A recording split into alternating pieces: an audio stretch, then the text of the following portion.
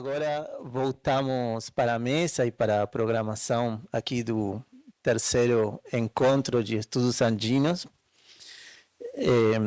Contamos de novo com a Marcela, que vocês já conheceram, médica tradicional, parteira, autoridade originária e da justiça originária também. E contamos também com a Rosana Barragán.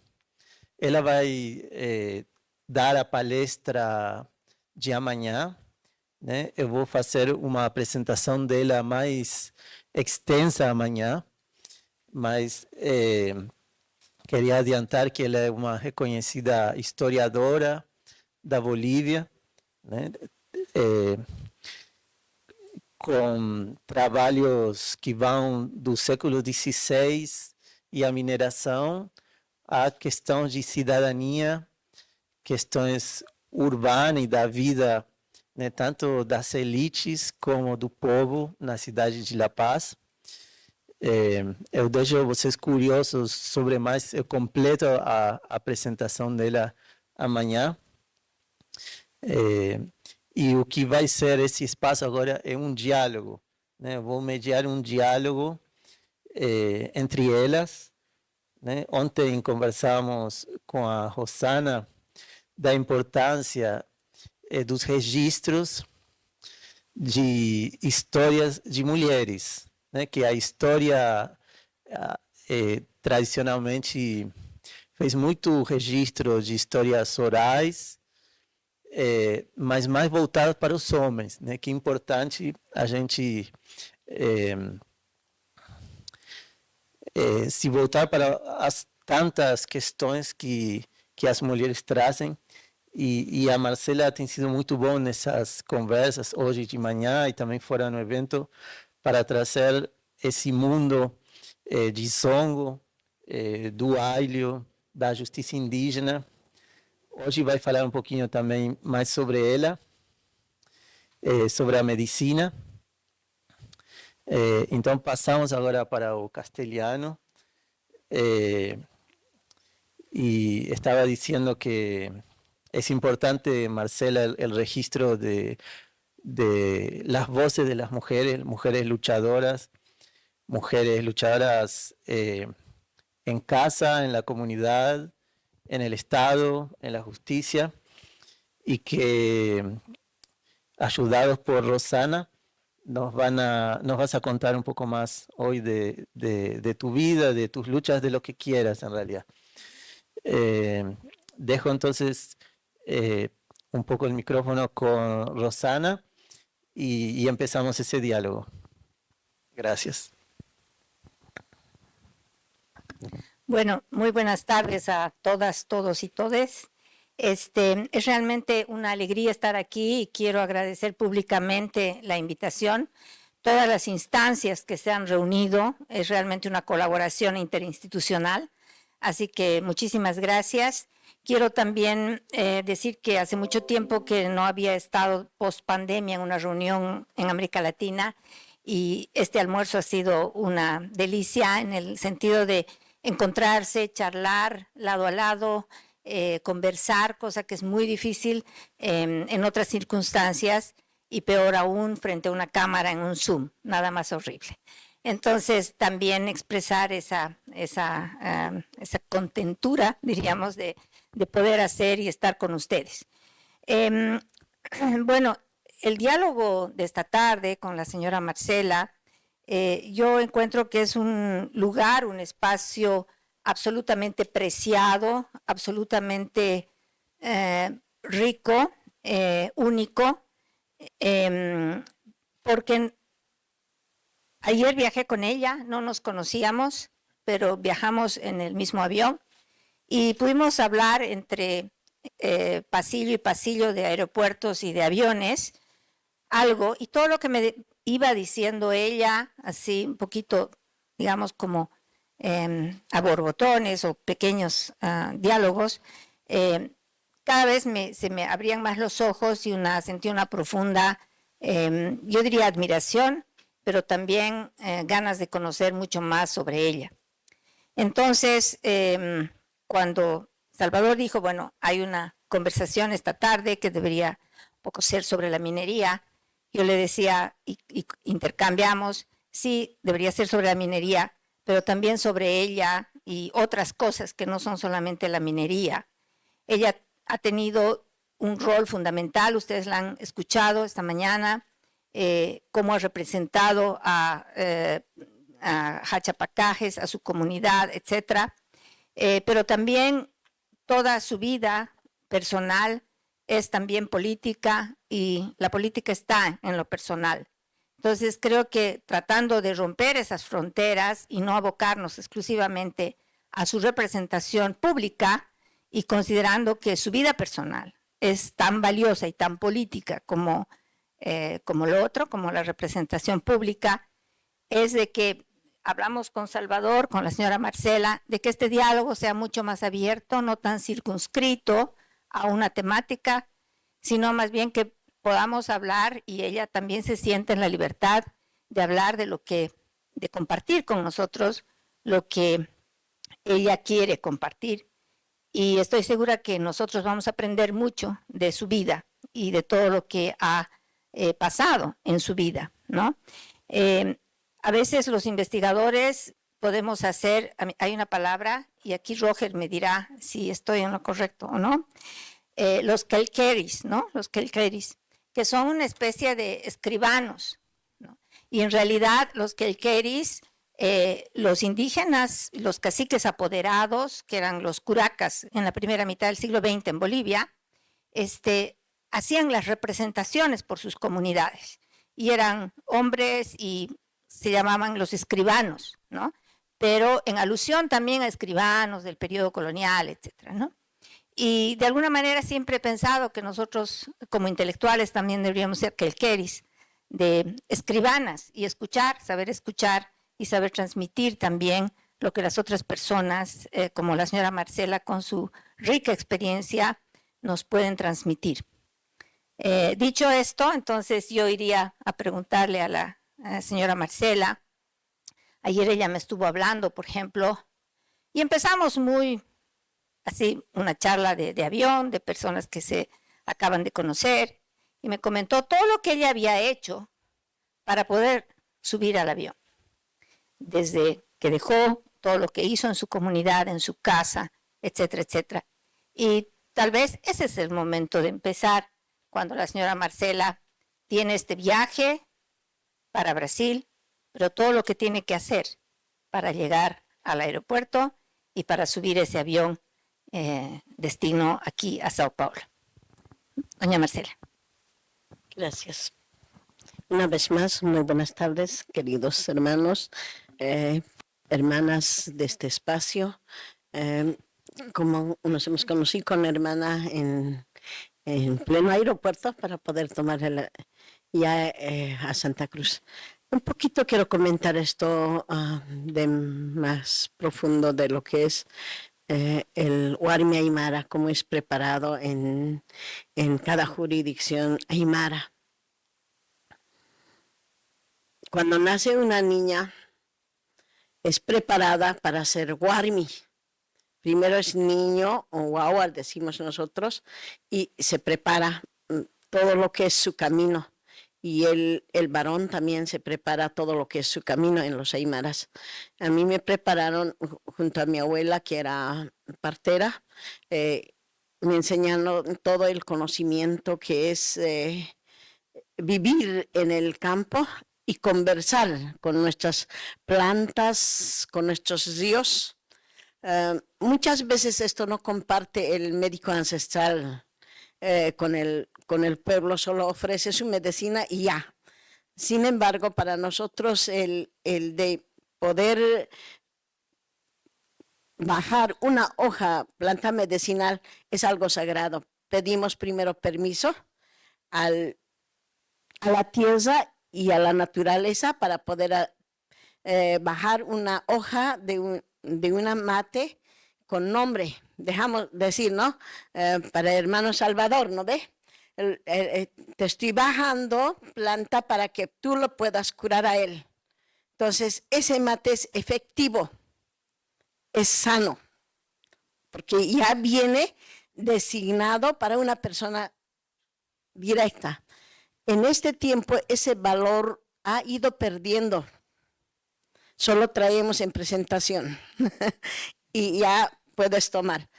Sin embargo, esas cosas aún es muy importante porque en este lugar que hay tantas plantas medicinales, muchas veces necesitamos hacernos un mate y solo le quitamos sin pedir permiso. Entonces, esa es una parte muy importante que en mi vida ha quedado, de que uno tiene que saber, ese no es ritual, ese es respeto de ambos. Muchas veces por ahora dicen, hacen rituales. No, no es ritual, sino es de conversar, porque también la planta tiene algo que darnos a nosotros, aún la tierra y el aire. Porque si te encuentras con un viento que es remolino, es necesario hablar, decir, no voy a impedir tu espacio. Yo estoy en mi espacio y tú estás en tu espacio. Y si encuentras, como nosotros también decimos como parteras, si encuentras un animal muerto y la señora está esperando familia, tiene que decir, déjame pasar por mi lugar, yo no te estoy impidiendo. Entonces no te hace daño, pero si tú no hablas, muchas veces te puede hacer daño. Son cosas que hemos aprendido de lo más profundo y no lo enseñamos. El profesional, el médico, tiene otro camino que no conoce esto, lo más profundo. Yo he sido enseñada de esa manera y eso, como yo les decía en la primera conversación, a mis 15 años, antes de ser warmi o mujer, yo ya hice llegar un niño. Porque mi abuela partió antes de mis 15 años y me heredó lo que ella conocía, yo era su ayudante, entonces me dijeron, ¿sabes? Yo decía, no sé, pero hice nacer un niño. Bueno, entonces desde ahí hasta este momento, más de 100 niños llegó por mis manos. Y eso me ayuda a entender muchas cosas. El conocimiento ancestral se hereda. No todos podemos heredar en una familia. Si mi abuela era de todas mis hermanas, de mis primos, nadie. Yo soy la única que ha heredado esto, ¿no? Creo que es una elección de más allá para poder manejar esto, para poder conocer. Yo puedo acomodar un bebé cuando está en un costado, puedo arreglarlo, puedo ponerlo para que pueda nacer sin ninguna complicación. Entonces son cosas que hemos heredado. Este es nuestro camino como Warmi Aymara, preparado para poder recibir. Esto no todos manejamos, sino los que tenemos este camino, como así uno escoge ser médicos, ser un profesional de alguna área, algo así, no escogemos nosotros, sino ya nos viene con eso. Entonces eso es. Y a partir de ese momento empecé a prepararme. Y como Warmi Aymara estoy muy preparada. Si yo ya tenía este espacio para venir, ya tenía que prepararme para todo. Tenía que tener tiempo para salir, dejar todas las cosas hechas allá en mi comunidad. Mi esposo es de 84 años en este momento. Tuve que dejar para todo, yo le decía a la hermana, ¿no? Para el perrito, para el gatito, para la gallina, para el pato, para el chancho, a qué horas les va a dar, cómo les va a dar, qué días, cómo va a ir administrando. Ese es el trabajo del Warmi Aymara. Todo dejar listo para que no pueda faltar y no puedan sentir mi ausencia, ¿no? Entonces ese espacio ya está lleno. Más o menos así uno está organizado para poder salir. Por eso digo, nosotros no es solo agarrar el aguayo y salir, sino es preparar todo. Y también aún dejar, ¿no? Porque nunca sabes si sales, si vas a volver. Muchos salen de su casa y nunca más vuelven, ¿no? Porque esta vida no es nuestra. También hay que dejar preparados los hijos y los nietos. También la casa. muchas veces nosotros esto hacemos. Salimos para la puerta. Yo no. Yo siempre le digo a mi puerta de la casa, tú te estás quedando y vas a cuidar este hogar. Nosotros decimos con turmamani al que cuida la casa, que está en casa. A ti te estoy dejando. Tú vas a cuidar mi hogar, mis hijos, todo lo que es.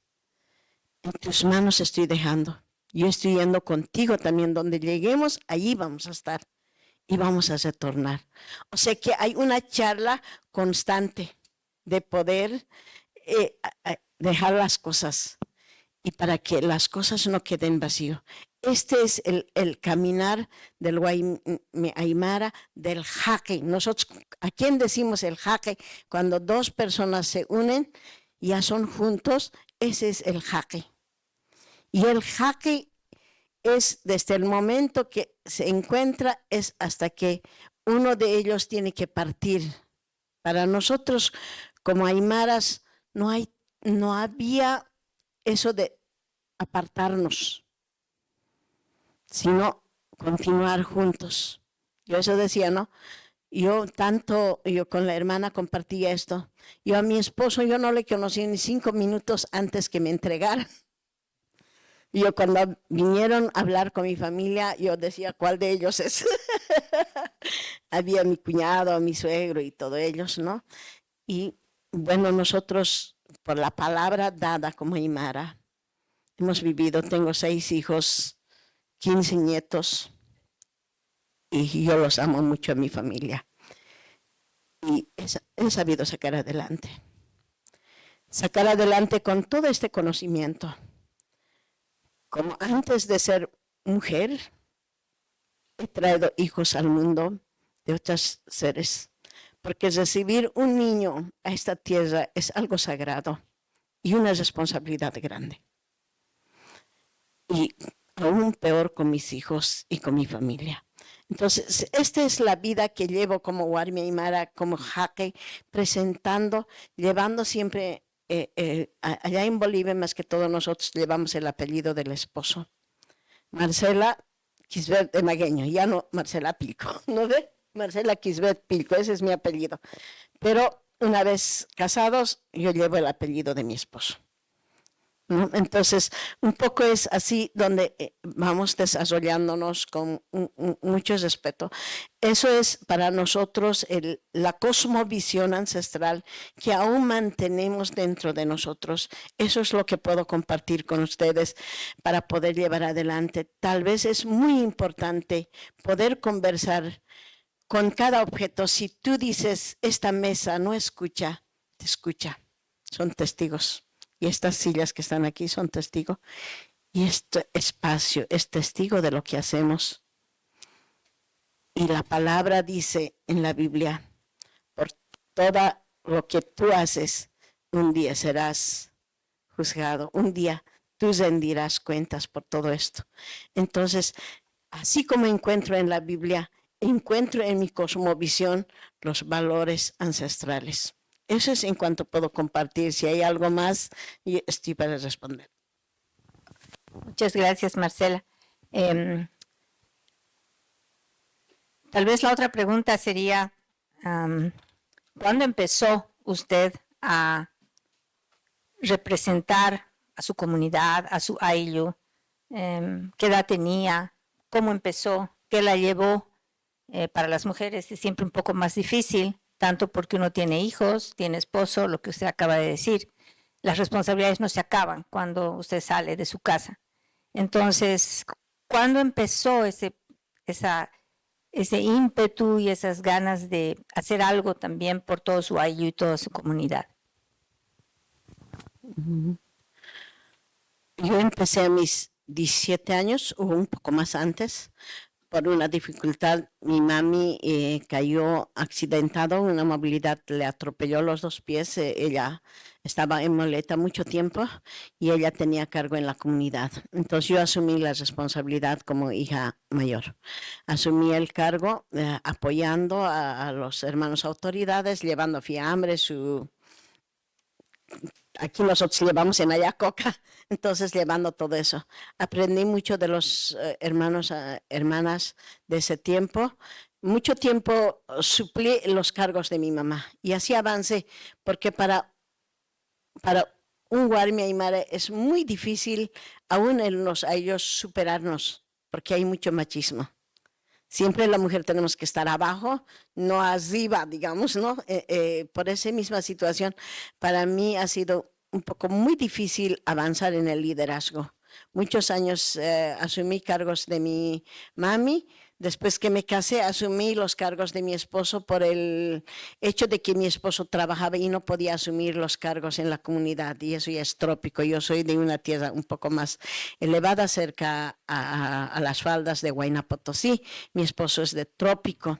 Entonces, asumí también los cargos de mi esposo a nombre de él, no a mi nombre, pero asumí todos esos cargos hasta un cierto límite cuando ya llegué a cargos mayores como ser central agraria, subcentral y central agraria y después la Federación Provincial. Entonces allí sí ya mi nombre fui adelante porque ya era cargos grandes como juez y en este momento los cargos que agarré fue los más grandes de la Federación Provincial Murillo, que es un espacio de varones, que no es de mujeres porque es Huartolina de mujeres, y el Tupac Cataris de varones. 2010 yo llegué, me eligieron en Songo, ha sido un reto para mí, yo decía, no, pues nadie me va a mirar porque es de varones, ¿no? Pero cuando me presento a este congreso grande y salí con la mayoría de los votos y yo no sabía qué hacer, y no sabía cómo volver a la casa para decir, mira, este cargo me lo recibí. Ha sido difícil. Bueno, ha sido muy difícil romper ese espacio. Me decían, no queremos con pichica y con pollera un Tupac. Y yo con la cosmovisión ancestral yo les decía, los aymaras somos uno, Chachahuarmi es uno, no es dos, es uno. Y si me ha traído mi pueblo como responsable a la cabeza de esta organización, no voy a rendir. No interesa mi pichica ni mi pollera, sino lo que interesa es lo que yo tengo aquí adentro. Y así superé y demostré. Ha sido muy duro. Lloré mucho porque no sabía escribir ni leer hasta llegar a ese momento. Me hicieron firmar un documento de erradicación de coca. Me dolió mucho. El error más grande que cometí es eso en mi vida como autoridad. Me quería morir, no sabía dónde había algo para que me mate y como al ratón le matamos, quería morirme. Me dolió mucho cuando me enteré de eso. Y ahí ha sido el cambio en mi vida de aprender a leer, por eso hoy leo. Ahí ha sido el de decir, ahora sí lo aprendo porque lo cometí el error más garrafal. Entonces, eso fue los espacios donde ocupé. Después, como juez, ya el órgano judicial entender ha sido duro para mí, pero pude avanzar. Aún tengo metas que querer llegar más allá, entender diferentes espacios. Por ejemplo, en medicina ancestral, muchas veces debatí con los médicos, ¿no? Más que todo con mis hijas, cuando me decían no, que no va a nacer, hay que hacer cesárea, yo decía, no es así, déjenme por lo menos un momento, yo lo voy a hacer. Entonces son aún todavía que hay que unir esfuerzos también en esta área para poder ayudarnos. Entonces eso, un poquito de comentarles también en todo este tiempo, el único sustento que yo tengo es mi medicina para poder viajar, salir. Y yo tengo mis plantas en Songo y preparo. Uno de los jarabes, el único que pude hacer llegar hasta aquí, no es fácil traer porque no tiene esto senazar como estos. Yo preparo de mis plantas, esto es para limpiar el pulmón después de COVID. Preparé para COVID para poder remediar, salvamos muchas vidas. Ha sido retos muy importantes donde también la ciencia misma, la naturaleza nos enseña. y la ciencia. Siempre yo trato de unir, me gusta escuchar conferencias, siempre estoy más en esto para poder entender en cada área, para poder también asimilar y poder trabajar juntos. Entonces, esto es el camino que voy avanzando hasta este momento.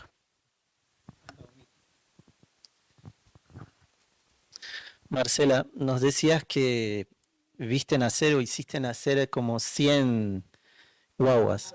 Bueno, muchas guaguas.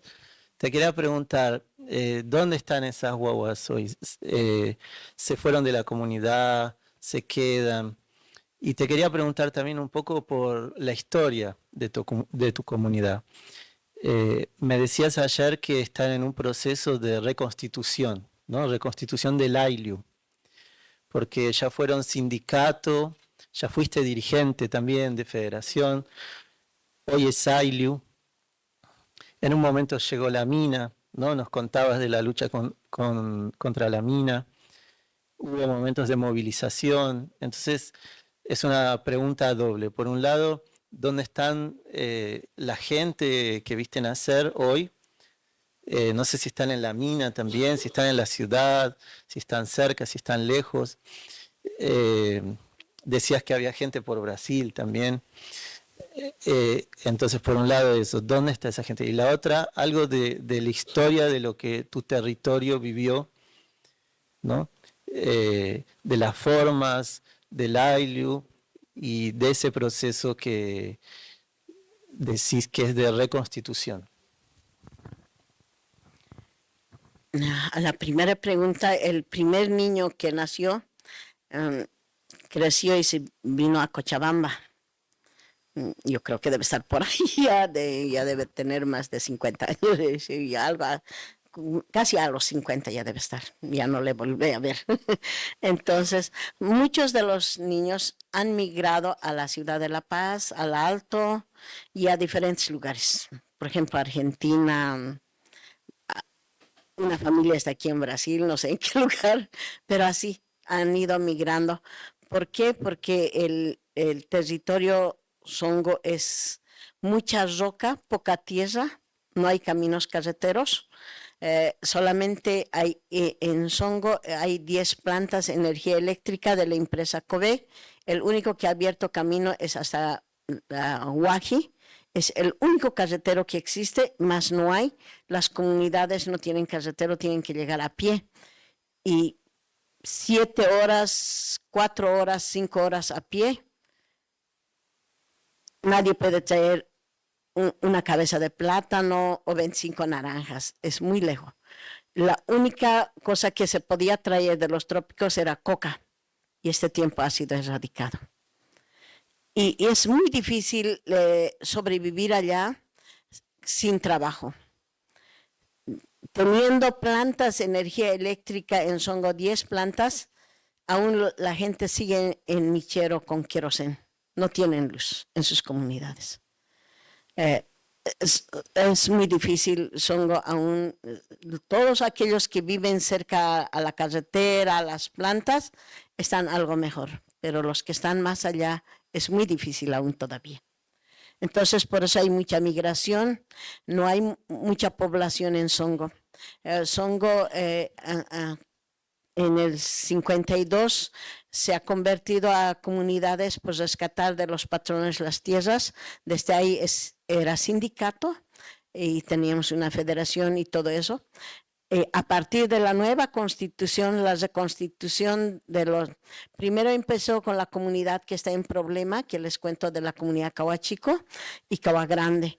Empezó la reconstitución, que estaba el hermano Adán y la hermana también ha estado en esa reconstitución, el pacto sagrado que se hizo con la Cosmos. Entonces, a partir de ese momento se reconstituyó 14 comunidades. Son 32 comunidades Songo. Hasta este momento hay 14 reconstituidos y que aún está cambaleando porque la organización reconstituida vuelve a ser a ellos marca. Sin embargo, el sindicalismo tiene otra camino. Y en este momento estamos siendo enfrentados entre nosotros, en el sindicato y las comunidades de constituidos. Y hay una traición fatal entre el sindicato tiene fuerza porque tiene federaciones, está en el pacto de unidad. Los pueblos reconstituidos estamos luchando solos. Y es muy difícil. Está en ese trance no solo Songo, sino Pacajes, todas las provincias, ¿no? Está en este momento muchos en la reconstitución después de la nueva constitución, que nos da potestad a esto. Pero sin embargo, aún es difícil ese avance. Estamos en eso y ahí es donde empieza esto de que la empresa minera aprovecha a poder formar, ya no como empresa, porque ella está expulsada como empresa, entonces a formar como una cooperativa, con algunos que les interesa el dinero y se une con estos y empieza a formar una cooperativa, ya no empresa, y vuelve a adentrar y en este momento hace estragos en el lugar, ya con la misma hijos de Songo y otros foráneos. Es muy difícil en este momento para nosotros enfrentar este momento como songueños, porque es nuestra propia sangre, es nuestra propia familia en ese medio una parte. Y estamos en ese trance en este momento de poder analizar. Es muy difícil convencer cuando hay dinero y cuando no hay dinero. Como ahí no tienes un sueldo, pero como cooperativista ya puedes percibir un sueldo. Y ahí es muy difícil.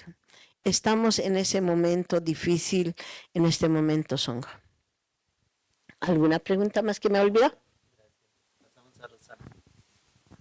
Gracias, señora Marcela. Dos preguntas. Usted ha hablado y ha hecho mucho énfasis en que desde que era chica, 17 años, etcétera, ha empezado a asumir cargos.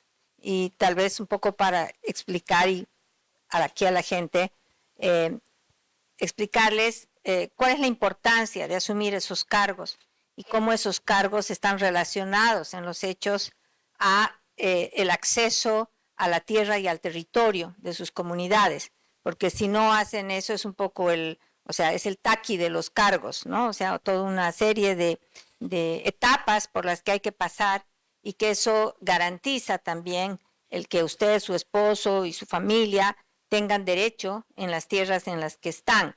Entonces, tal vez es ese sistema de cargos, además jerárquico, que va desde, digamos, de los más básicos o comunes hasta los más complejos, como usted decía, hasta ser representante máxima. Esa sería una de las preguntas y luego vendría al tema de la minería. En la comunidad, para poder cuidar tu territorio, la comunidad tiene un territorio extenso. Nosotros tenemos casi 6,000 hectáreas, la comunidad Cañabire, para cuidar todo eso. Asumimos el cargo desde el vocal hasta llegar al secretario general. Son 13 años de cargo. Una persona en una comunidad. Son 2 años. De la subcentral subes a la central agraria, que es 2 años. Con eso has concluido en tu jurisdicción y recién puedes llegar a la federación provincial. Ese es el círculo que se avanza. Si tú ya has cumplido todo esto, has concluido con el lugar de cumplir. Y todos los que están afiliados tienen que llegar hasta ese lugar. Cuando ya todos terminan, volvemos nuevamente desde abajo para poder llegar, ¿no? Es un círculo de siempre estar manteniendo en la comunidad los cargos. Ese es el ciclo de vida que se avanza en la comunidad. Por eso es muy importante para nosotros estar en eso. Muchos llegan hasta ese lugar como yo he llegado, muchos no llegan, sino están ahí abajo nomás. Por ejemplo, puedes hacer 3, 4 años, un solo cargo o 2 cargos pequeños porque no tienes posibilidades de llegar. También llegar en los cargos es también un gasto enorme para poder llegar. Y eso es Ese es el ciclo de poder avanzar. No es nada fácil cuidar la tierra y territorio. Y una de las preguntas que la hermana me hace, ¿la tierra es los 30 centímetros o 50 centímetros? El territorio es todo lo que es. Nosotros decimos el cielo, el espacio, el cielo, la tierra y lo profundo. Ese es el territorio para nosotros como aymaras. Nosotros, la lucha de nosotros es eso. Y cuando hemos logrado en la Constitución el 2009, porque dice eso, tierra y territorio para los pueblos indígenas. Pero en este momento no se cumple, porque si fuera así sería muy difícil, ¿no ve? No se cumple porque ya hay la ley minería que ya es dueño del territorio. Solo es la tierra del hermano que está sufriendo con los tantos años con los cargos. Solo tienes derecho a 30 centímetros. Es algo injusto. Y también comentaba con la hermana, viendo la historia de Hach Apacajaque, cuando llegaron los colonizadores en esos años, los Hach Apacajaques pagaron por su territorio oro, 30 llamas de carga de oro en 3 ocasiones, comprando todo el territorio de Pacaje. Y ese territorio Pacaje es ahorita casi 15 provincias en Departamento de La Paz, que mi provincia es Murillo ahora, pero antes era Pacaje. Tengo una historia en el libro, de dónde a dónde era Pacaje. Hombres águilas se dice, ¿no? En castellano, nosotros pacajaques decimos en aymara. Entonces, si tú vas a la Constitución y vas a tu cosmovisión ancestral, es una lucha fuerte en este momento, porque nosotros somos dueños legítimos del territorio, no de la tierra nomás. Sin embargo, es muy difícil esto hablar todavía. Te ganas gratis, que te quieran más. Entonces, es muy difícil todavía. Ese es en este momento que el origen de los que viven en los territorios están haciendo los cargos, cumpliendo con todo función social, económico, y sin embargo aún no son dueños de su territorio, solo de tierra. Muchas gracias, Marcela. ¿Qué pasa? O sea, la tierra que usted tiene, que usted y su familia ha cuidado tanto durante tanto tiempo, haciendo cargos y respondiendo a todas las responsabilidades. Sus hijos están viviendo en La Paz. Sus hijos van a tener que pasar también cargos para poder conservar esas tierras y ese territorio, ¿o cómo ve usted eso en el futuro? Bajo nuestra cosmovisión, así como decía de nuestros antepasados, el territorio es nuestro. Pero ahora, con el sindicalismo, si tú no cumples función económico-social, te sacan una resolución y te expulsan o te votan. El día que yo me vaya, mis hijos van a tener que volver a hacer los cargos. Eso es lo más triste para nosotros. O sea que nunca dejas de cumplir función económico-social. Si no, no eres nada, no es tuyo. Así está. Y hablando ahora de la empresa minera, ¿hace cuánto tiempo exactamente empezaron los problemas con la empresa minera, con este empresario? Y bueno, ustedes lo lograron, ¿no es cierto?, expulsarlo por una parte, pero como nos ha contado también, volvió bajo la forma de cooperativa. Pero según entendemos y lo que nos ha dicho también, cooperativa en alianza y articulación con el empresario privado que fue expulsado. ¿Cuándo empezó esta situación? 19 de junio de 2010 se expulsó al empresario minero. Luego la lucha se hizo, se ganó sentencias. El empresario minero se organizó como cooperativa en adecuación porque es un pedido de antes de la nueva constitución, ¿no? Entonces es preconstituida según el Estado, la ley. Es una empresa preconstituida y tiene derecho a convertirse en una cooperativa, y él agarra esa área y empieza a armar una cooperativa a la cabeza de sus hijos, y ahora es una cooperativa, ya un poco mezclando con los hermanos de ahí, del lugar. Eso empieza el 2019, ya la lucha fuerte entre la cooperativa y los comunarios en este momento. Entonces, es un poco, no solo en Songo, sino en todos los territorios de Bolivia, hay mucha cooperativa que están convirtiéndose de empresas a cooperativas.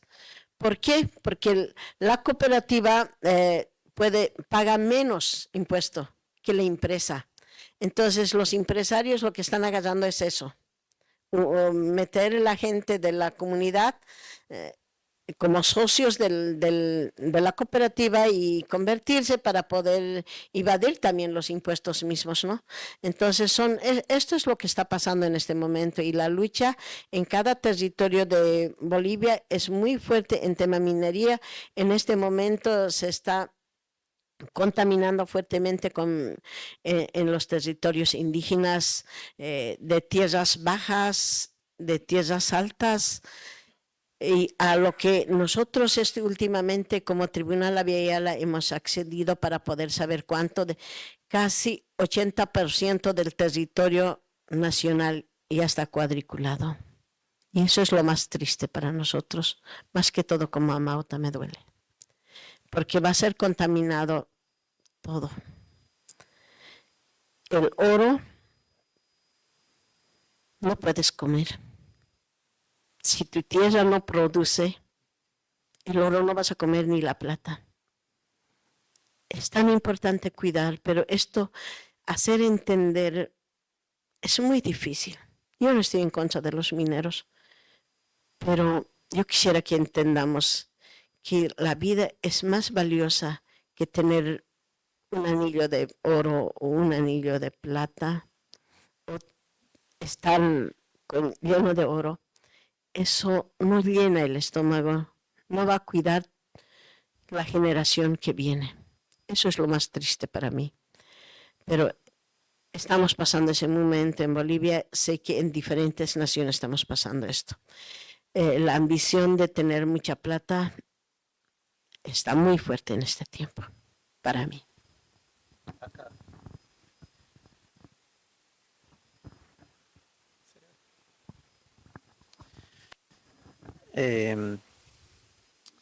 Sobre la minería todavía. Me dan ganas de preguntar cosas a Rosana también, ¿no? Porque ella estudió minería en la historia, pero primero con Marcela, a Rosana la tenemos más mañana. Pero bueno, la pregunta quizás vale también para ella. La minería no es algo nuevo, ¿no? En Bolivia, hoy es Bolivia, hay una historia de mita colonial y incluso desde antes. Después muy grande de Bolivia, de la minería en Bolivia, como principal economía en algunos momentos, como luz de mineros. Entonces, mi pregunta es del Ayllu. Hoy, con esta amenaza, esta empresa minera más reciente que pudieron expulsar en 2010, amenaza para el Ayllu, pero también quería preguntarte por antes, digamos, ¿cómo es la relación con la minería, con los mineros, de la comunidad, con la mina? ¿Qué nos puedes decir de esa historia? Desde que llegó la empresa minera, al principio todo era alegría para los hermanos en el año 1975, porque año 1975 llegó a Songo, porque no había pan en ese lugar, pero el minero hacía llegar pan, les daba a los hermanos y bueno, para todos era alegría, ¿no? Porque ahí había algo que pueda transportarse. Poco a poco empezó a cambiar las cosas y aún en este tiempo Songo ya no es solamente este empresario minero en este momento, está cuadriculado la mayoría, son varias cooperativas en este momento que no están trabajando por el carretero que no existe, pero ya está concesionado. La población de Songo está viendo que la minería es mucho mejor que el cultivo, como yo les decía, que traigas 25 naranjas que traer 2 gramos de oro, ¿no? Que es más fácil. Entonces, está así, está en ese ámbito en este momento. Pero nosotros como población, ¿qué queremos?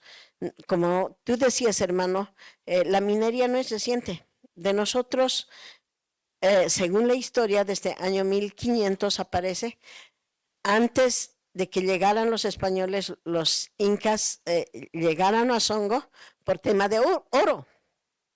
Entonces ya había trabajos de lo que hay oro en Songo, minería. Después ya empezaron a trabajar, pero era un trabajo artesanal, era un trabajo sin maquinaria, sin utilizar químicos. Sin embargo, ahora hay materiales fuertes donde contaminan muy fuertemente. Entonces, lo que nosotros queremos es una política de que no contamine la tierra, sino sé que también he visto muchos estudios de que no podemos contaminar trabajando si sabemos cuidar, pero cuesta más plata. ¿Qué quiere ahora la empresa? Invertir poco y sacar mucho, pero ya contamina el territorio. Entonces, estamos haciendo ese análisis también como pueblos indígenas, como autoridades, cómo frenar, cómo poder mantener. Por ejemplo, Songo tiene los sapitos más chiquititos, como la diablada, así, pero con una moneda de 10 centavos, así chiquititos. Ese es su nativo, son unas viboritas así pequeñitos, colores fosforescentes. No hay en el mundo, pero en Songo hay. Había harto. Ahora, con esta minería está desapareciendo poco a poco. Mis hijos han ido jugando con esos, porque esas víboras pequeñitas no te lastiman, son juguetes, como juguetes, están caminando ahí, lo estás barriendo con la escoba y no, ellos están ahí. Son esos seres vivos que caminan junto con nosotros, pero en este tiempo ya está desapareciendo. ¿Por qué? Porque hay mucha contaminación, ya no hay. Los peces nativos ya no está viendo. Entonces, estamos tratando de poder decir esto, de que podamos cuidar. Antes sí había minería, pero era artesanal. No había esos químicos. Ahora son los químicos, por ejemplo, el yodo y tantas otras cosas que meten. Esas cosas es donde está contaminando. Lo que hay que hacer, yo quisiera que en el Estado plurinacional haya una política de que pueda controlar esto para no afectar a todo ser viviente que existe. Esas cosas aún falta en el Ministerio de Minería. Falta mucho de que entender qué es la madre tierra, cómo lo vamos a cuidar, qué es nuestro, qué es nuestra vida también. Aún eso, no hay esa política en la institución minera ni en el Estado. Mucho hablamos de Pachamama, mucho hablamos de rituales, mucho hacemos bailar a los pueblos indígenas, pero eso no es el camino. Para mí eso no es el camino. El camino es entrar al territorio y analizar cómo lo vamos a llevar juntos. Tiene que haber una política nueva, recuperando la cosmovisión ancestral para poder llevar adelante. Más o menos de esa manera. ¿Una más o abro?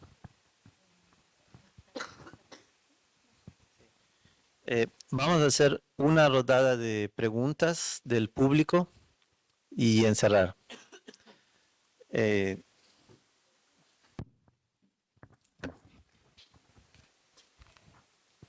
Yo primero. Hermana Marcela, quisiera preguntarte algo.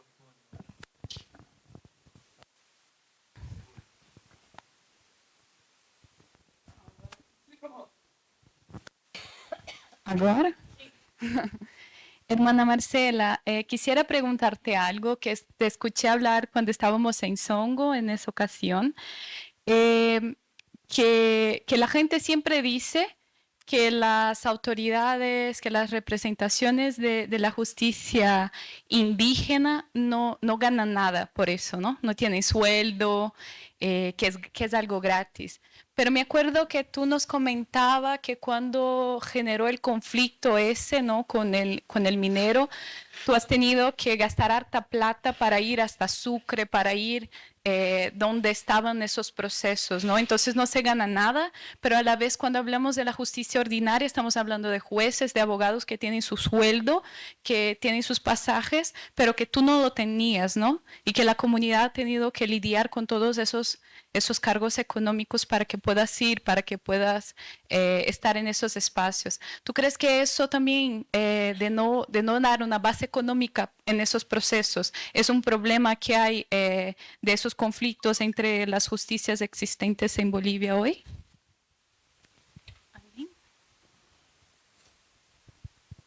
¿Tiene alguien? Bueno, muchas gracias. Gracias al diálogo y a esta mesa y al evento, la verdad muy, muy enriquecedor y muchas preguntas. Marcela, desde la mañana estaba pensando en contar cómo, y has dado muchas lo que es ser una mujer líder en estos roles y en estos espacios en donde generalmente son más, ¿no? Los líderes. Que amplíes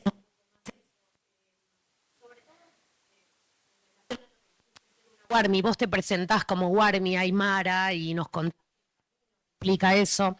Y pienso, si ampliar y decir cuánto eso ha cambiado, porque es cierto que hay una ancestralidad que se ha mantenido, pero son espacios que, y tu experiencia lo muestra, han ido cambiando con el tiempo. Entonces me gustaría saber de qué manera ves vos ese cambio, además de tu propia experiencia, y sobre todo en relación por ahí a las mujeres más jóvenes. Si ves que hay más espacios para esas mujeres jóvenes que no sean separados como las Bartolinas, digo, en estos otros espacios de toma de decisiones que involucren más allá al mundo femenino, al mundo comunitario más general. ¿Y qué otras dificultades crees que puede haber para ese camino, no? ¿Estaba bien? No, está bien. Nada más que una instrucción técnica. Estos micrófonos, si lo agarras, hay problemas. ¿Sí? Hay que agarrarlos aquí más. La puente donde se hace la transmisión, entonces aquí ya se interrumpe. ¿Sí?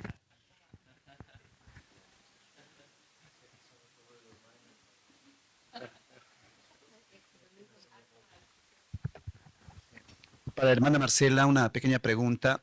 No sé si podría compartir un poco, hermana Marcela, esa experiencia con los jueces y con las fiscales, que muchas veces no respetan la jerarquía de las autoridades indígenas en Bolivia. En Bolivia, como bien lo dijo la hermana Marcela, hay una igualdad jerárquica entre la jurisdicción indígena y la jurisdicción ordinaria, ¿no? Entonces, quisiera que un poco puedas contar esa experiencia. Recuerdo uno muy interesante, hermana Marcela, con una jueza específica, o creo que era fiscal, que no daba valor, ¿no?, a su posición como autoridad indígena.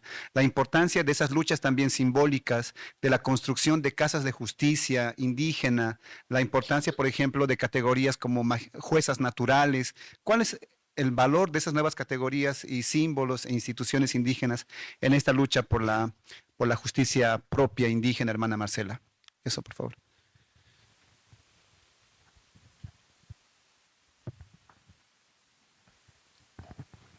Buenas tardes, compañera Marcela. Usted comentó que en la minería ahora transformada en cooperativas, ella ha tomado la estrategia de cooptar a los jóvenes de la misma comunidad, ¿no? Tal vez para hacerlos más aceptables, ¿no? Y yo quería saber cómo es que las familias de estos lugares, ¿cuál es la relación entre padres e hijos? Los padres, por lo que parece, están en contra de este tipo de mineración que destruye la tierra. Entonces, ¿cuál es la relación entre esas dos generaciones de padres e hijos? ¿Cómo es que ustedes en las casas conversan sobre este tema? ¿Cómo los hijos que son parte de las cooperativas quieren justificar el trabajo que hacen dentro de la minería, a pesar que saben que están destruyendo la tierra de la comunidad?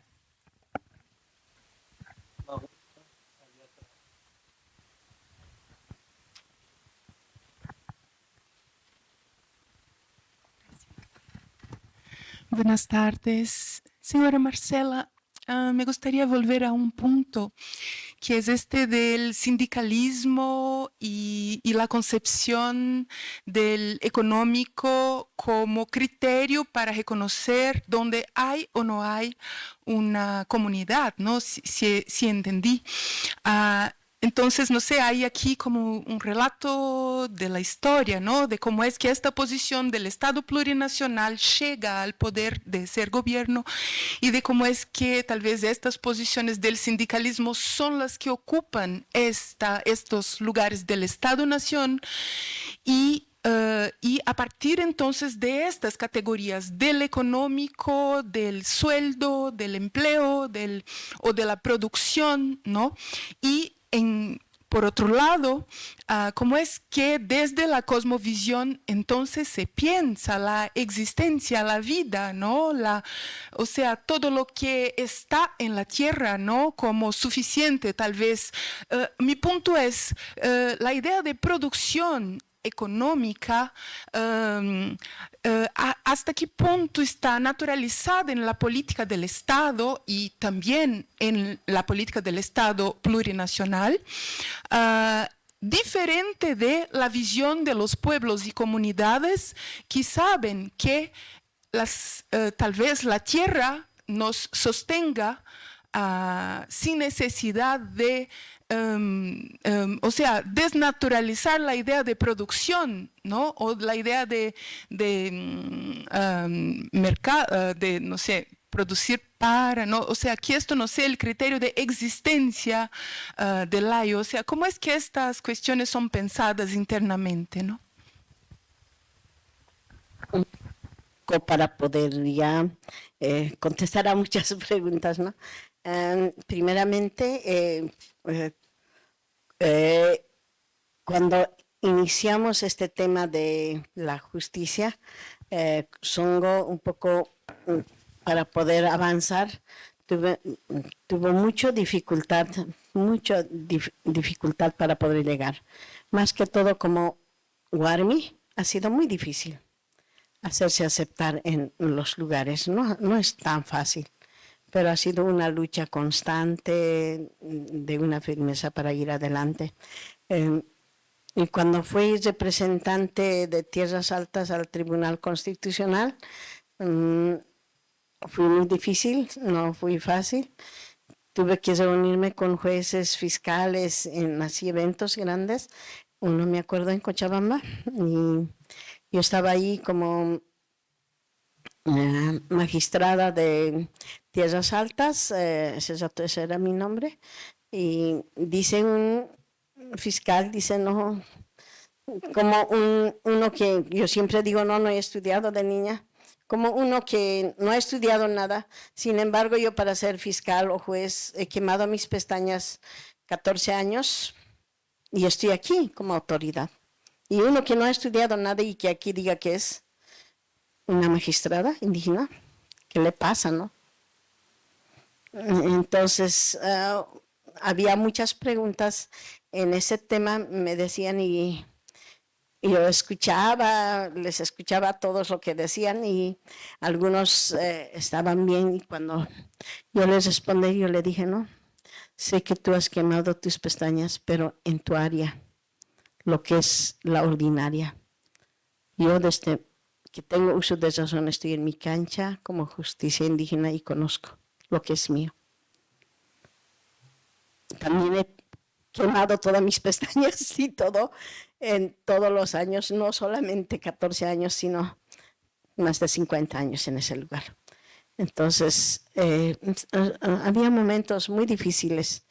Cuando estaba en escuela de jueces, he estado 2 semanas también en un compartimiento, había de otros países y había muchos cuestionamientos que también me han ayudado. Yo cuando voy, prefiero que me cuestionen para que yo pueda volver a analizar y hacer las cosas bien, ¿no? Entonces fueron luchas así, avanzando, aprendiendo cada vez más. Cuando te cuestionan es donde más investigas y quieres saber un poco más. Cuando no, estás tranquilo en tu espacio. Eso. Para poder, en este momento también es la pregunta de la comunidad, del sindicalismo. Ahora Alaillo, hay una lucha aún en este momento de poder analizar. No hay una política donde pueda apoyar a los pueblos indígenas para defender tierra y territorio. No hay una política donde realmente pueda fortalecer, a pesar de que el gobierno se comprometió en el convenio 169 de poder fortalecer los pueblos indígenas. Pero Sentenas decía, en vez de fortalecer, lo único que hacen es hacer bailar, demostrarnos las danzas. Eso es, hasta ahí es suficiente. Estás con tu aguayo, yo decía, no, dicen ellos, tienes que estar con tu aguayo vestido con tu pollera de oveja y eres autoridad indígena. ¿Pero acaso el indígena no tiene derecho a vestirse? Por eso yo me he visto así. Yo les digo, aquí estoy, soy aymara. Esta chompa también yo lo tejo, esta pollera también yo me he cosido. Yo lo he hecho con mis manos. ¿Acaso no tengo derecho a vestirme? Porque a mí al principio decían, Marcela nos quiere llevar a las abarcas, nuestros hijos ya son profesionales. Mi propia gente en Songo decía eso. Marcela nos quiere llevar, nos quiere volver a lo ancestro, nos quiere llevar a lo peor. Entonces yo entendí eso y cambié de vestimenta. Yo dije, aquí estoy. Por eso también entré a la universidad, para demostrarles que el aymara, el quechua, el indígena, el origen de la tierra, también tiene derecho a prepararse porque es un ser humano.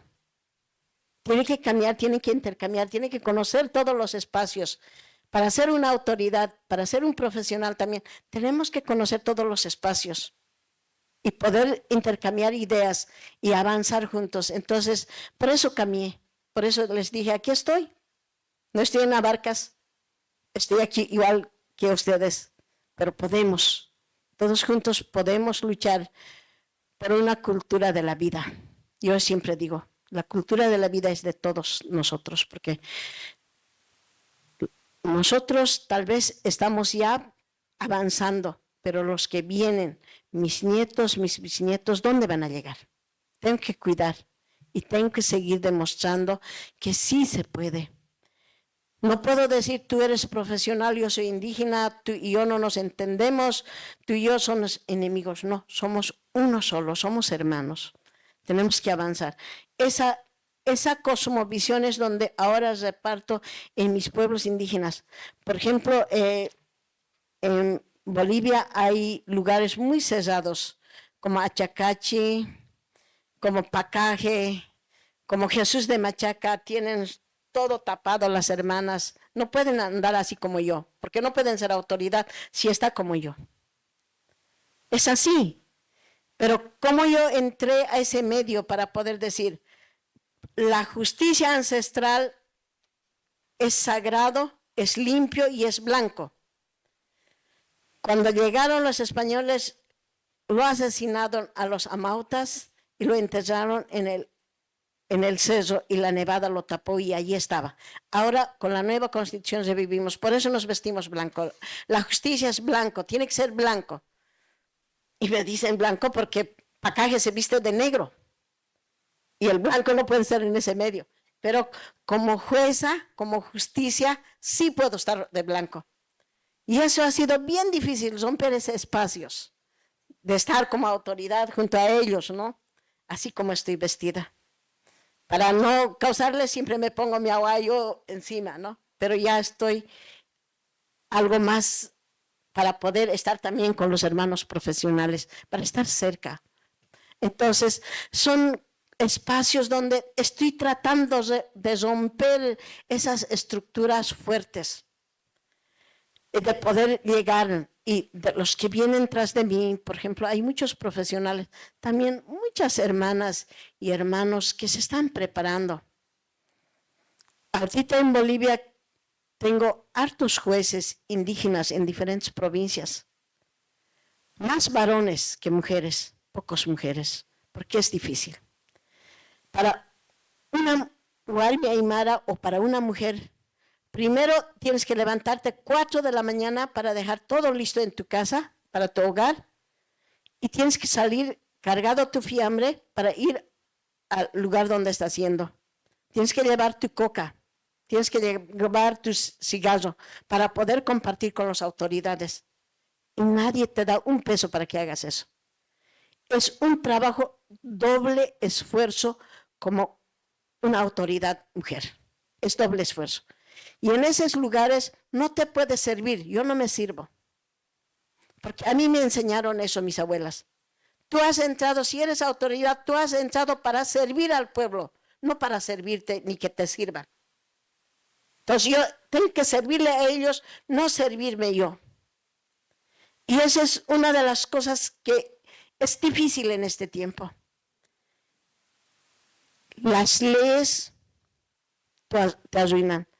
La ley que en Bolivia ahora salió para defenderse, que hay mucho maltrato a las hermanas.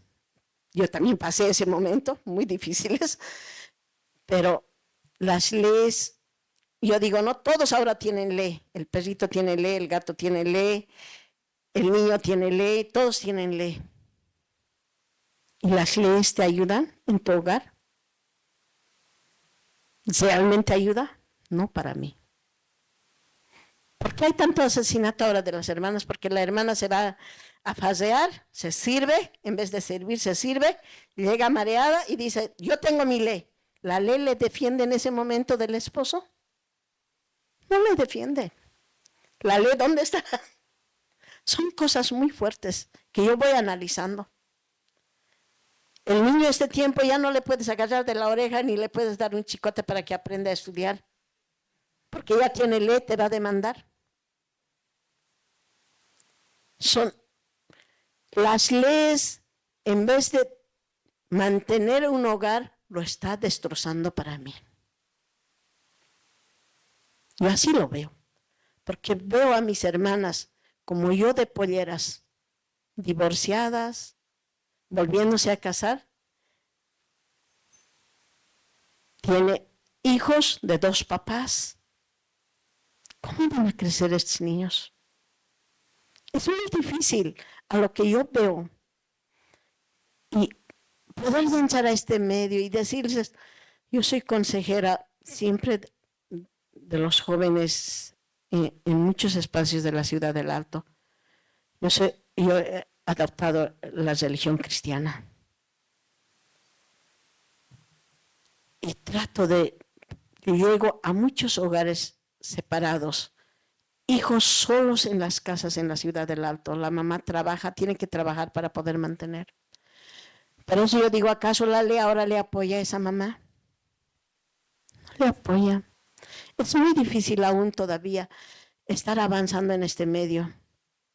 Solamente yo le pido al Todopoderoso para que nos pueda dar sabiduría. Donde llego siempre estoy pidiendo de que cada mamá, si es mamá, sepa ser mamá, pueda cuidar el niño que trae al mundo. Y no solo ese niño, sino también la descendencia de ellos. Ser madre es una responsabilidad muy alta. Y ser padre es una responsabilidad mucho mayor. Porque el padre de familia es responsable de su esposa y de sus hijos. Y de su descendencia. Son retos muy fuertes donde debemos asumir como seres humanos. Y si asumimos estos, podríamos cambiar algo de lo que estamos viviendo en este tiempo. Porque es muy triste ver hogares destruidos, niños abandonados. Para mí es muy triste. Yo que abandono semanas, meses a mis nietos, me extrañan mucho. Mis hijos que ya son mayores, son casados, tengo uno solo soltero, me extrañan mucho, extrañan mi comida, extrañan mi amor. Es difícil. Tenemos que tratar de poder recuperar todo lo que... Si alguna pregunta me ha olvidado, hermano. No, está bien. Rosana Cristina.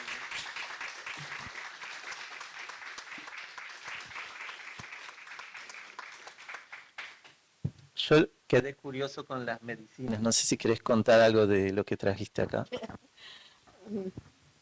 Bueno, este es un jarabe que he preparado de jengibre con miel para poder limpiar el pulmón.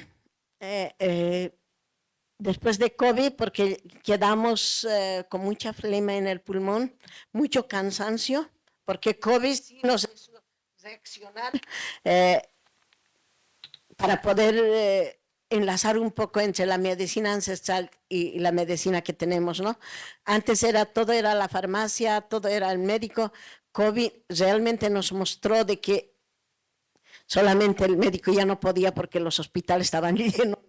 Había espacios para poder llegar. Entonces, ahí surgimos más fuerte los que conocemos. Entonces, ahí hemos empezado a preparar también para COVID. Y este jarabe yo preparo para poder limpiar el pulmón. Es muy efectivo en muchas áreas, entonces eso puede traer.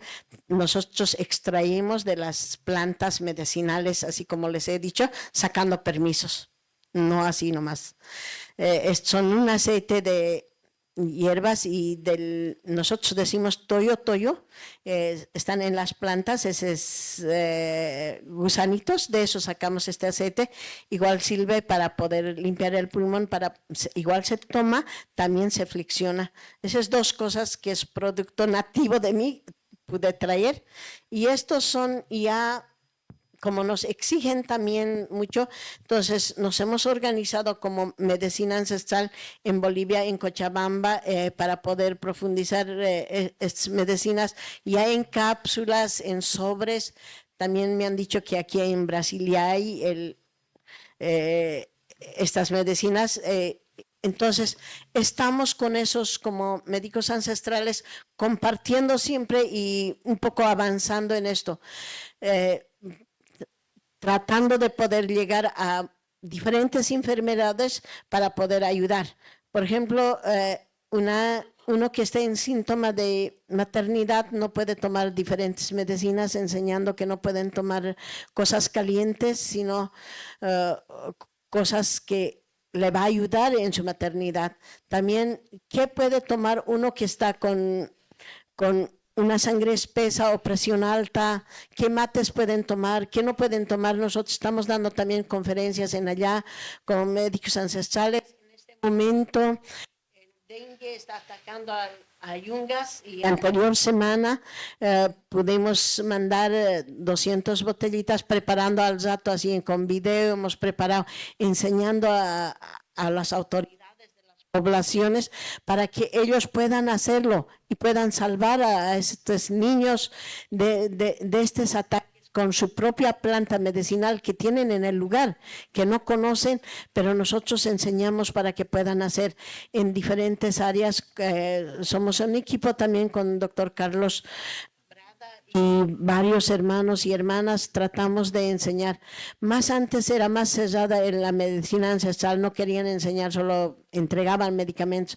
Este tiempo hay más población que no se puede llegar, es necesario enseñar, pero estábamos haciendo una presentación en la vicepresidencia en Bolivia, también Anteayer, el doctor Carlos Prada está haciendo una presentación allá en Cochabamba, enseñando a los estudiantes a los estudiantes de medicina, enseñando cómo preparar también los jarabes, mates, para poder apoyar.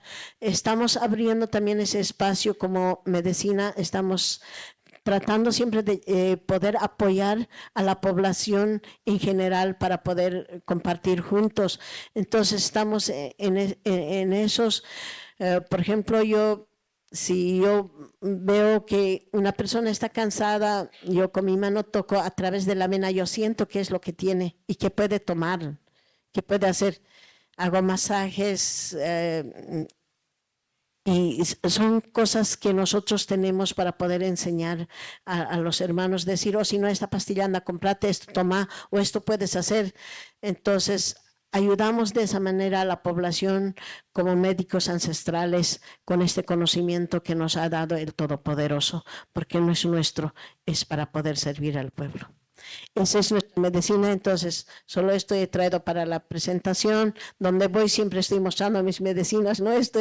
Y a mí lo que me sostiene en este tiempo para mis viajes, salidas, son estas medicinas donde preparo, puedo dar allá en Bolivia, yo entrego en 50 bolivianos, me ayuda mucho para poder ir.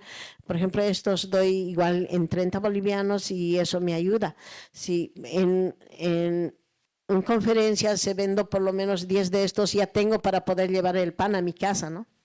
Para poder volver, para mi gato, para todo tengo que llevar a la casa porque no puedo retornar sin nada después de salir, porque mi esposo y yo nomás somos los que sostenemos y ya mi esposo es de la tercera edad, yo también ya estoy más allá de 60, solamente estas cosas nos ayudan a nosotros para poder estar. Porque el hijo no puede decir, hijito, dame y yo necesito, sino más bien tienes que llevar el nieto. Dice, ¿qué has traído, abuela? ¿Qué me has traído? Entonces es necesario, nosotros nos fortalecemos con estas áreas. Eso es en este momento, gracias a esta medicina ancestral pude estudiar, gracias a esta medicina ancestral pude hacer mis cargos en la comunidad, pude cubrir los gastos en mi hogar y en mi familia y para mí mismo. Y también al mismo tiempo ayudo a mi prójimo, a mi hermano, a mi hermana. Si necesita ella, yo ya le he ayudado con una medicina que yo no lo voy a cobrar 200 bolivianos, ¿no ve? Sino doy accesiblemente. Entonces, eso ha sido de mí mi fortaleza hasta ahorita, es mi medicina. Mis plantas sagradas es mi fortaleza para seguir llegando aún hasta este lugar y llegar a muchas personas a través de ustedes. Eso.